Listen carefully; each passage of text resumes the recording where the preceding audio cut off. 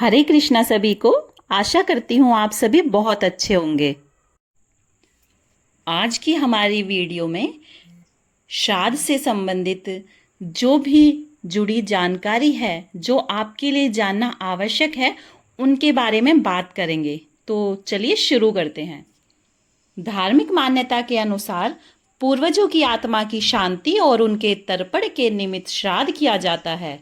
श्राद्ध का अर्थ श्रद्धा पूर्वक अपने पितरों के प्रति सम्मान प्रकट करना होता है।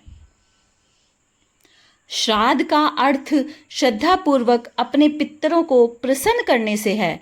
सनातन मान्यता के अनुसार जो परिजन अपना देह त्याग कर चले गए हैं, उनकी आत्मा की तृप्ति के लिए सच्ची श्रद्धा के साथ जो तर्पण किया जाता है, उसे श्राद्ध कहा जाता है। ऐसी मान्यता है कि मृत्यु के देवता यमराज श्राद्ध पक्ष में जीव को मुक्त करा देते हैं, ताकि वे स्वजनों के यहाँ जाकर तर्पण ग्रहण कर सकें।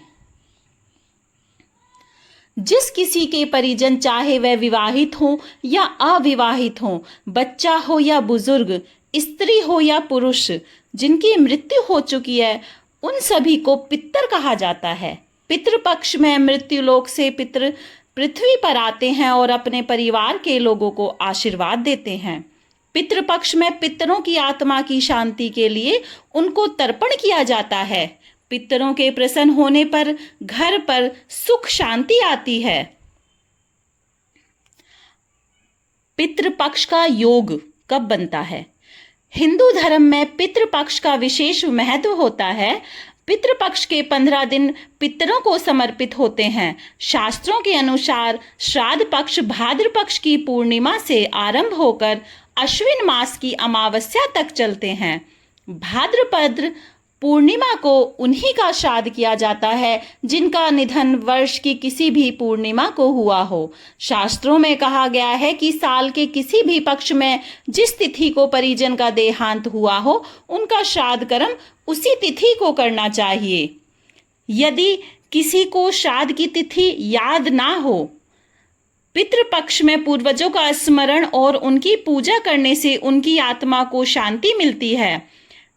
जिस तिथि पर हमारे परिजनों की मृत्यु होती है, उसे श्राद्ध की तिथि कहते हैं। बहुत से लोगों को अपने परिजनों की मृत्यु की तिथि याद नहीं रहती। ऐसी स्थिति में शास्त्रों में भी इसका निवारण बताया गया है। शास्त्रों के अनुसार यदि किसी को अपने पितरों के देहावसान की तिथि मालूम नहीं है, तो ऐसी स्थिति में अश्विन मास को तर्पण किया जा सकता है।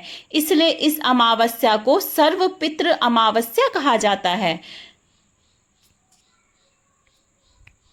अब हम आपको श्राद्ध पक्ष की एक पौराणिक कथा सुनाते हैं। जब महाभारत के युद्ध में दानवीर कर्ण का निधन हो गया और उनकी आत्मा स्वर्ग पहुंच गई, तो उन्हें नियमित भोजन की बजाय खाने के लिए सोना और गहने दिए गए। इस बात से निराश होकर कर्ण की आत्मा ने इंद्रदेव से इसका कारण पूछा।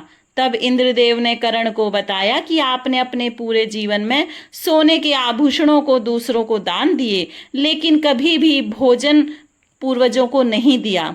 तब कर्ण ने उत्तर दिया कि वह अपने पूर्वजों के बारे में नहीं जानते, और उसे सुनने के बाद भगवान इंद्र ने उसे 15 दिनों की अवधि के लिए पृथ्वी पर वापस जाने की अनुमति दी, ताकि वह अपने पूर्वजों को भोजन दान कर सके।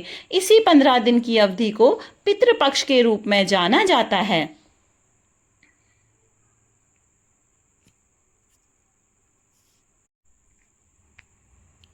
श्राद्ध से बढ़कर और कोई कल्याणकारी कार्य नहीं है, और वंश वृद्धि के लिए तो पितरों की आराधना ही एकमात्र उपाय है। आयु पुत्रान यशा स्वर्ग कीर्ति पुष्टिम बलम श्रियम पशुन सौख्यम धनम धान्यम प्राप्नुयात पितृपूजनात्। यमराज जी का कहना है कि श्राद्ध कर्म से मनुष्य की आयु बढ़ती है। पितृगण मनुष्य को पुत्र प्रदान कर वंश का विस्तार करते हैं। परिवार में धन धान्य का अंबार लगा देते हैं। श्राद्ध कर्म मनुष्य के शरीर में बल पौरुष की वृद्धि करता है और यश व पुष्टि प्रदान करता है। पितृगण स्वास्थ्य, बल, श्रेय, धन धान्य आदि सभी सुख, स्वर्ग व मोक्ष प्रदान करते हैं। श्रद्धा पूर्वक श्राद्ध करने वाले के परिवार में कोई कलेश नहीं रहता, वरना वह समस्त जगत को तृप्त कर देता है।